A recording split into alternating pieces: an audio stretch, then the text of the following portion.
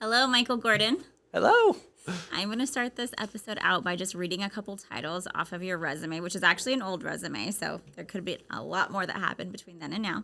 But I see director, director again, executive director, director at large, board liaison, and you also served on several committees.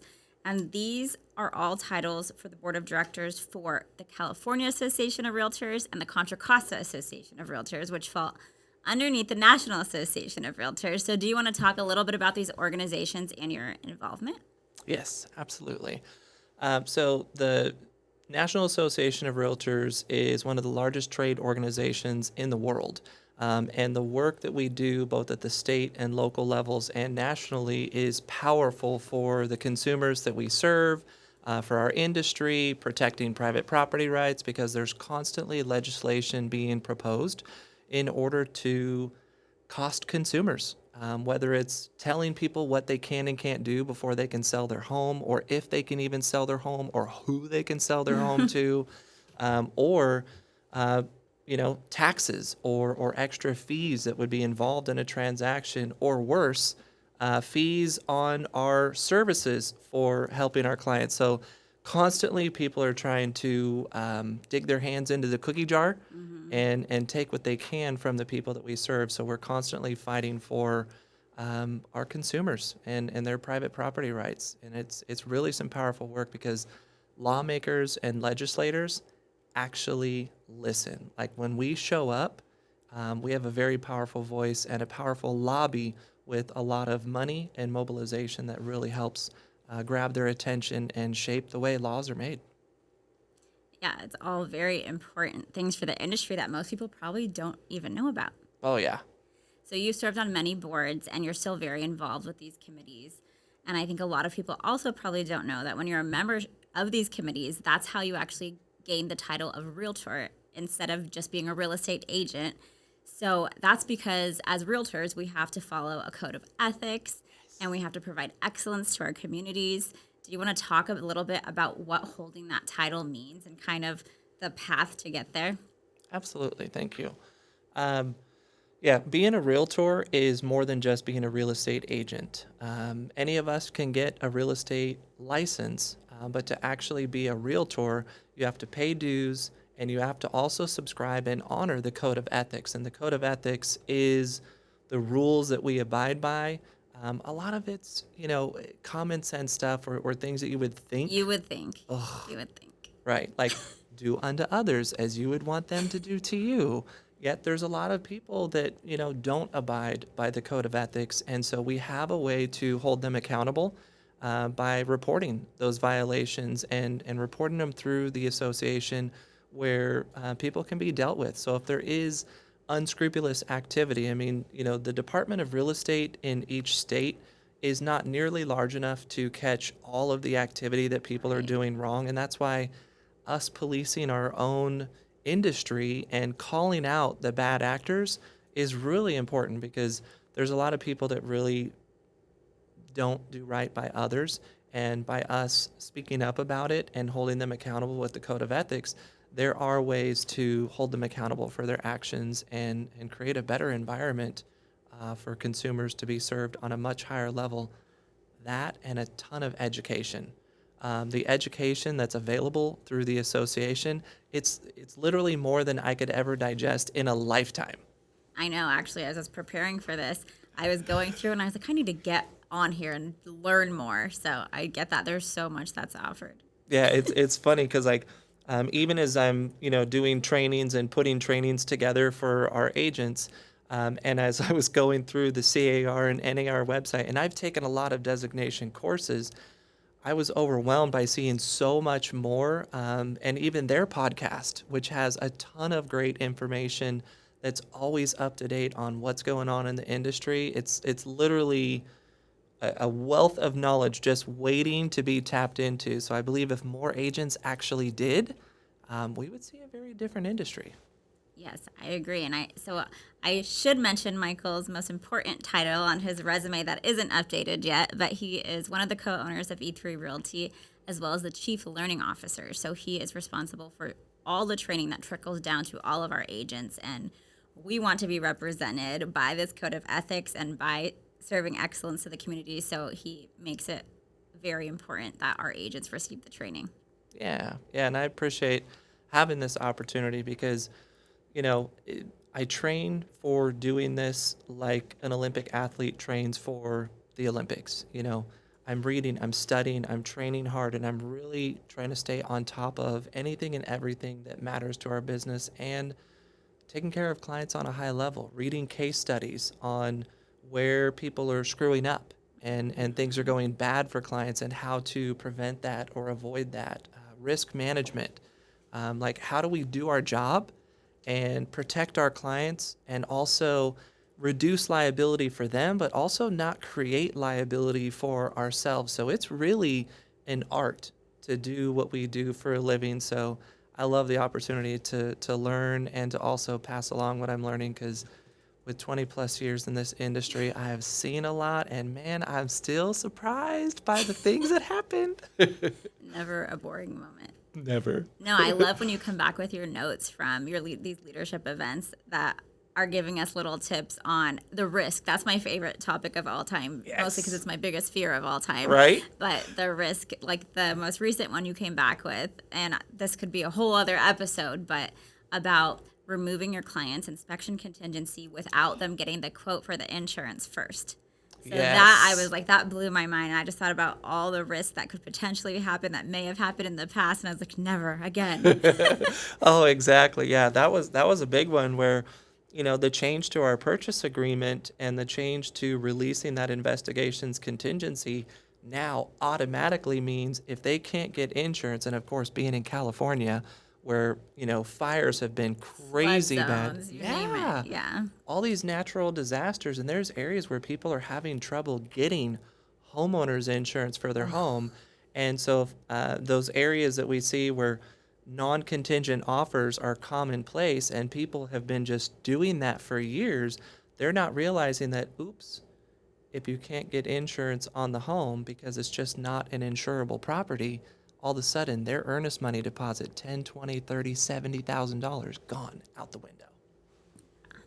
And that's like our main goal in life is to never lose our clients' earnest money deposit. Exactly.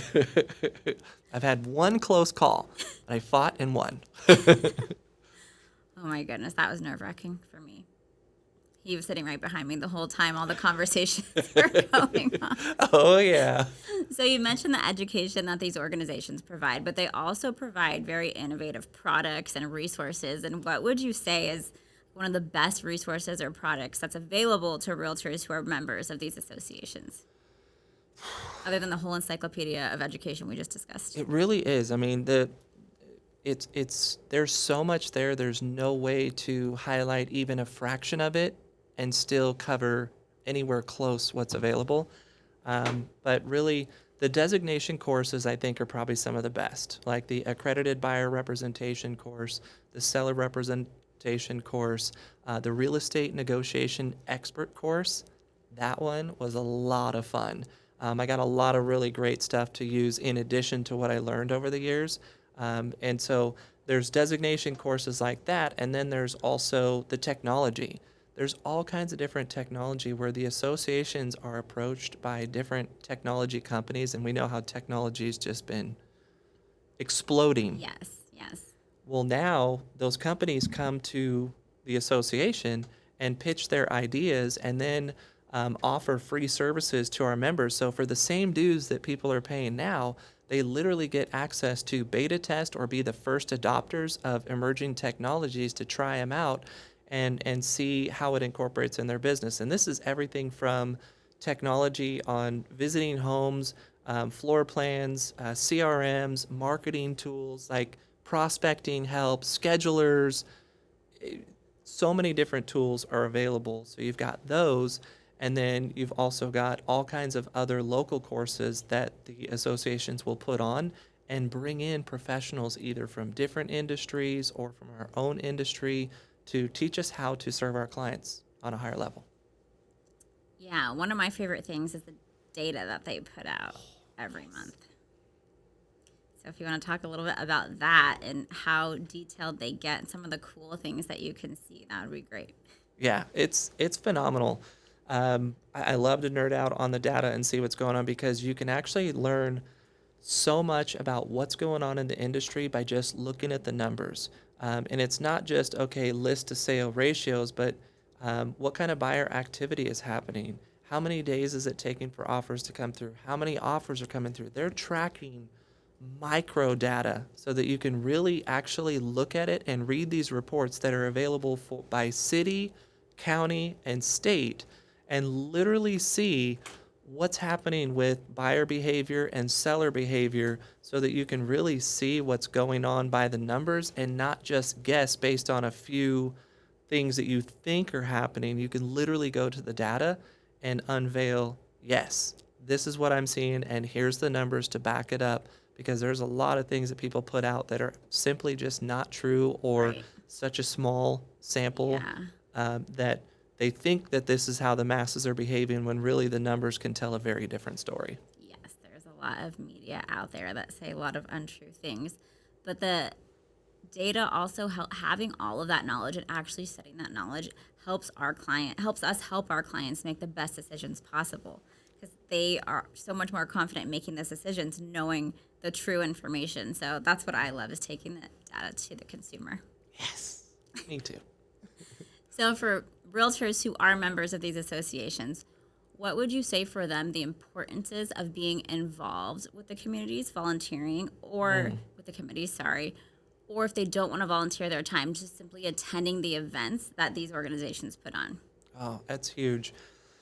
I mean, in fact, even for me, getting involved in organized real estate and actually volunteering on committees, I guess to kind of back up a little story of even why I got involved and what really showed the power of being involved. Um, I went to the state associations, the California, actually, I take that back because we'll be checking in on on another section later that's going to dive into that a little bit more. But really, just getting involved on the committees was powerful in a way that I learned a lot more about what's going on in the industry. Our forms, the purchase agreement, all the addendums, all the pieces that make these contracts come together and how we use them for negotiations. I learned that after getting involved in the association and finding out how do we use these things and how do these connect and how can we use them in negotiations. Or I was told if you want something to change in the industry, you need to show up and be involved. So I showed up, I got involved, and on the various committees, I learned more and more about the vendors and the different people that support the real estate industry and what would make a really good partnership and what makes one stand out versus the other. And then also all the different business that goes on to decide the rules that we follow, laws that are being, proposed, what's going on in the industry. And there's actually a lot of information from sitting on the committees where people are so involved with what's going on in the economy and what's affecting real estate that I was able to learn a ton more about all the back end pieces of how all this stuff comes together. And it's actually made me a tremendously better professional. Like getting involved in organized real estate, which has been less than 10 years. My career is 21 years, but for less than 10 years, it's been with organized real estate. And I felt like within the first 2 years of being involved in organized real estate, I learned more than the previous 10 years. It was like that much information. And I was lucky enough to get into real estate after you already did that, so I got to learn it all right away. So thank you. So the California Association of Realtors has something called the Realtor Action Fund. Yes. Do you want to talk a little bit about that? And I mean, you touched on it earlier about how much power we have when it comes to lobbying, but if you want to talk about that fund and how it helps homeowners as well as realtors. Absolutely. So the Realtor Action Fund is literally the money that we pool together to work on legislative issues. And this could be national, state, or even local issues.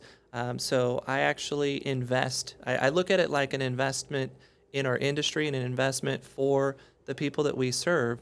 Because to tell a little story about why I got involved on a bigger scale and what led to actually starting to invest in the Realtor Action Fund is when I showed up to Legislation Week, which is a week where business professionals come together in California, in Sacramento, to go lobby legislators and talk about the different bills or laws they're proposing and weigh in on those issues.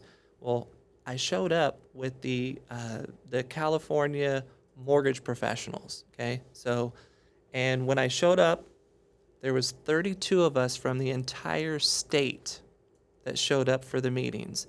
And when we went to go meet with lawmakers, I was literally meeting with staff, and maybe we would get to talk to the lawmaker, but usually we were talking to staff, explaining our position on the issues, and then they would deliver it. 2 weeks later, I showed up with the California Association of Realtors, now the Realtor Party of California. Over 2,000 members show up to the meetings, and all of a sudden, we're getting the red carpet treatment to come in and speak with lawmakers where there's, whether it's a small office or a big office, we're getting to sit directly with the lawmaker. They have staff there to take notes, but they are intently leaning in and listening to the feedback that we're giving them about the laws of like, hey, I know the intended purpose of this rule is X, Y, and Z, but did you realize that you're actually harming consumers and homeowners in these ways? And explain that. And they literally will take our advice and we'll have a dialogue back and forth, and they will listen and make changes to the way that they are either drafting the legislation or the way they're going to vote on the legislation. And so that literally blew me away. Yeah, that is mind blowing. Yeah, I mean, it just, and so I wanted to know more and more, okay, so why is this such a big difference? Like, why when I show up at the California Association of Realtors, do lawmakers sit and listen, but when I showed up with the mortgage professionals, which, I mean, let's face it, almost every person who buys a home needs some kind of financing, so mortgage professionals are plentiful. What's the difference? And the biggest difference I found out was the amount of money that is behind lobbying efforts and education, because it's really expensive to run any kind of education around a campaign. In fact, when there was a law being proposed with regard to designating rideshare like Lyft and Uber drivers to be independent contractors, their independent contractor status was being threatened. $200 million spent to just educate the voters in order to get that to pass the way they wanted to protect independent contractor status.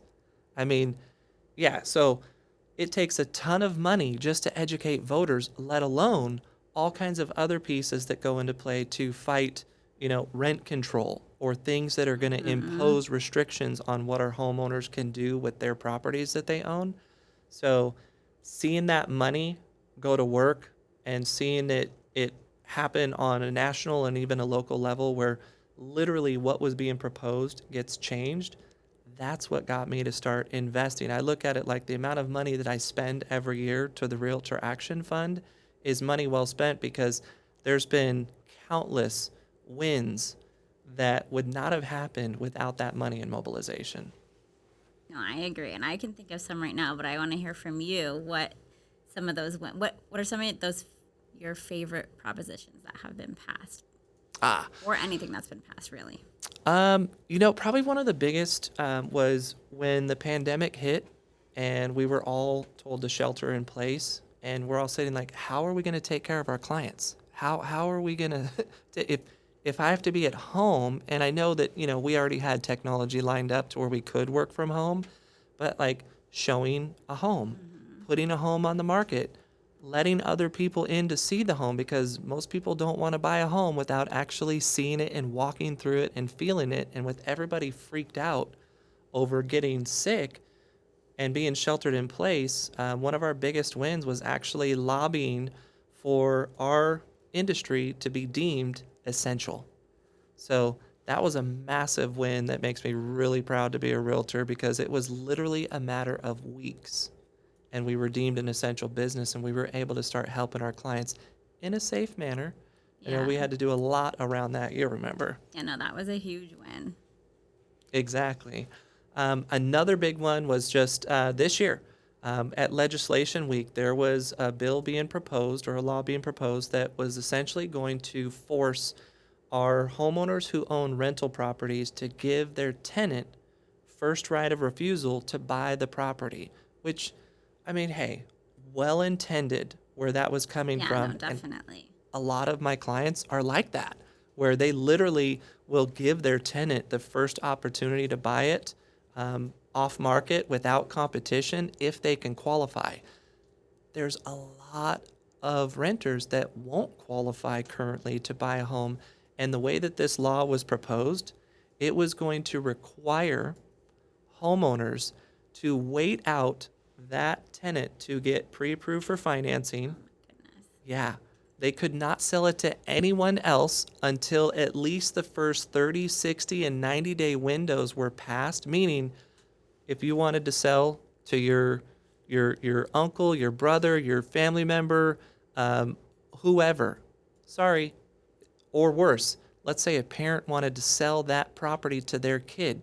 Let's say their kid was not a homeowner, and now their child wanted to become a homeowner, and the parent wanted to sell it to the child and pass down what we have currently, which is the property tax exemption from being reassessed, and still have the parent's low tax bill. It's like, sorry, little Johnny, can't sell you the property. There's this new law in place that my tenant has to qualify 30, 60, 90 days. In fact, when you looked at it, it could be anywhere up to 6 to 12 months before that homeowner was going to be able to sell that property to anyone else. And think about that. Like, even Yeah. with this current market, what's happening? Right. Rising interest rates, prices are not going up the way they were before. In fact, there are some price reductions in some areas. So imagine being handcuffed to your property saying, I want to sell it today because I need to. Let's say you've got some medical expenses coming up. You've got some serious things that you need to pay for, and you're like, well, I don't have $300,000 sitting in the bank, but I have $300,000 in my property. If I sell my property, I can now have that life-saving surgery. And yet a law is in place that says, I'm sorry, you can't sell your property right now. Even though you could sell it to your tenant, if your tenant doesn't qualify, you need to give them at least 3, 6, 9, upwards of 12 months to buy the property. Who knows if that person would live that long to even see that happen, or worse, well, that's the worst. Right. But situations like that, or having to sell for less later. So ultimately, we showed up in force and literally made it our mission to lobby legislators this legislation week this year of 2022. And before we were done with the week of meetings, we put on so much pressure that the author of the bill pulled it, said, I get it, I understand this was well intended. Let's go back to the drawing board and figure something else out, because it was really for a good reason. You know, these lawmakers are not just trying to make people's lives miserable. Right. They just don't understand some of the unintended consequences, and that's what we do, make them aware of it. Yeah, that's awesome.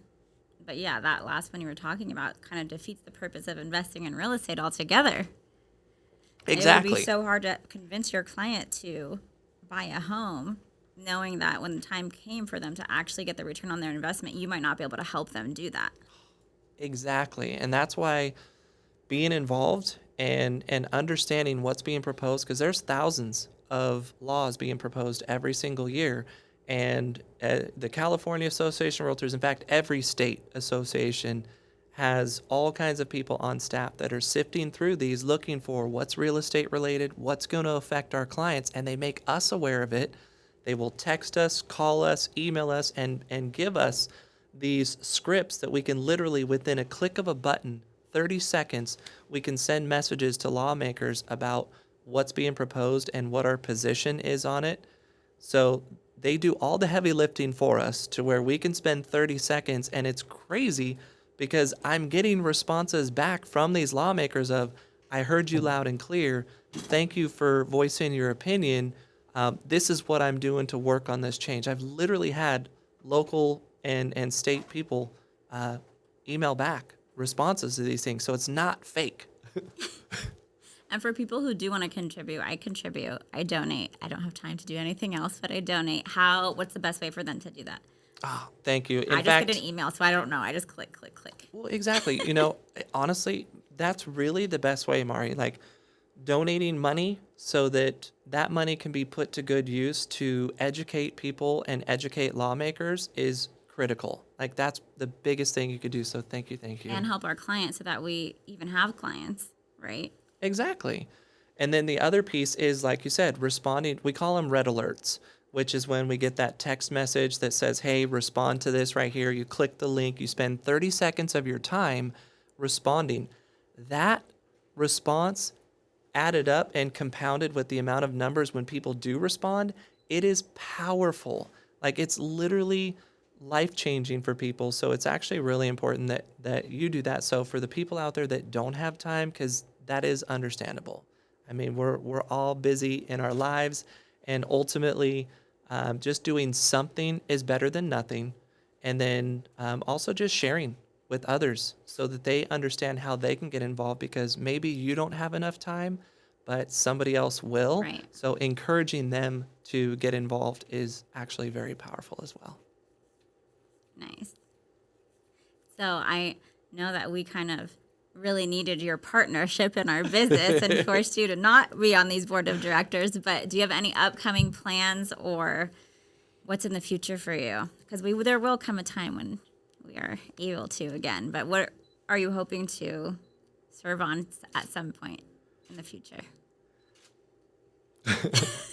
Well, ultimately, I still am involved in certain ways. Like I'm a director for the California Association of Realtors, and so that's the thing. So people with very busy schedules, sometimes you got to pick and choose where you're going to spend your time.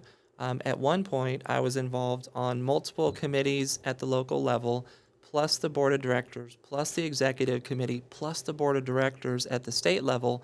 And that added up to a lot of hours every single week and a lot of hours every month, that just scaling back to, okay, volunteering at the state level and then sharing that knowledge to our local association and helping out with events that way has been a great way to stay involved. And my wife also serves as a state director as well. So there's a lot of other ways to still stay involved and tap in. And I've earned a lot of wonderful relationships and friendships through this that keep me tapped in.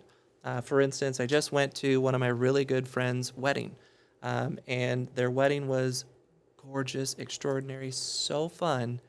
And at that wedding, I'm sitting there with past presidents of the National Association of Realtors, past presidents of the California Association of Realtors, and a whole lot of people that are either current officers or up and coming officers that are very involved. And so even in that way, because of those relationships that I built, we have this mutual respect and trust and love for each other, that we're constantly sharing information that way.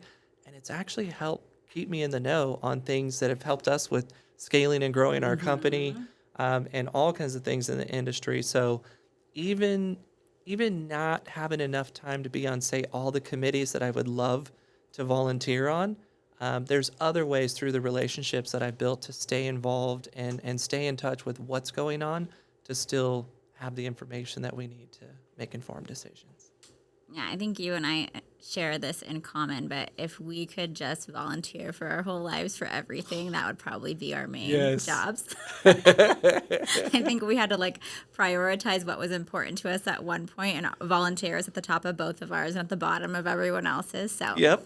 I get it, and I feel your pain, but I'm really happy that you have built all those relationships and you are able to stay involved and connected.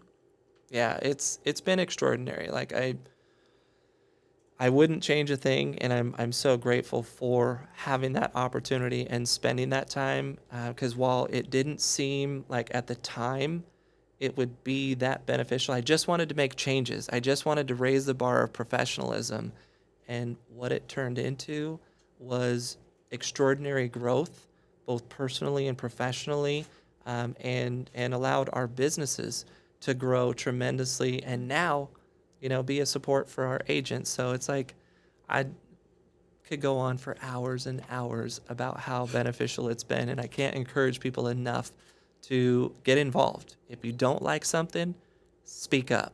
If you like something and you want to see more of it, speak up and volunteer.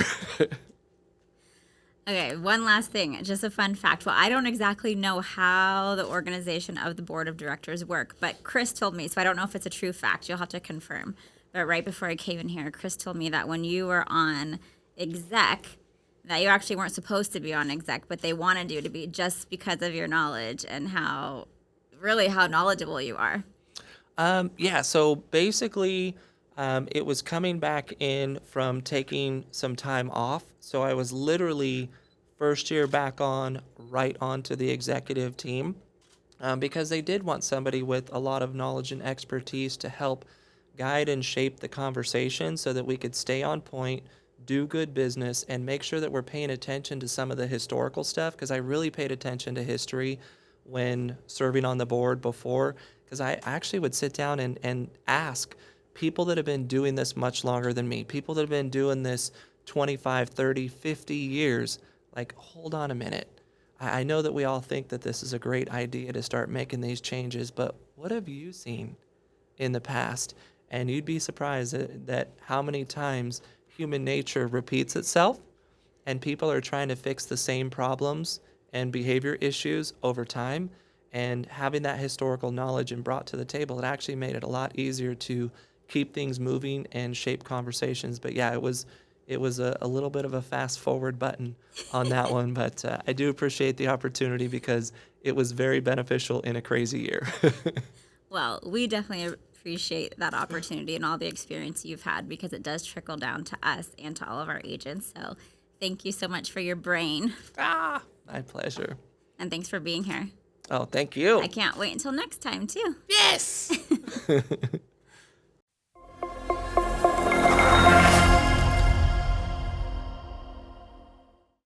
Hey, it's Mr. and Mrs. Smith. Be sure to check out our podcast on $1 Million Listening with Mari.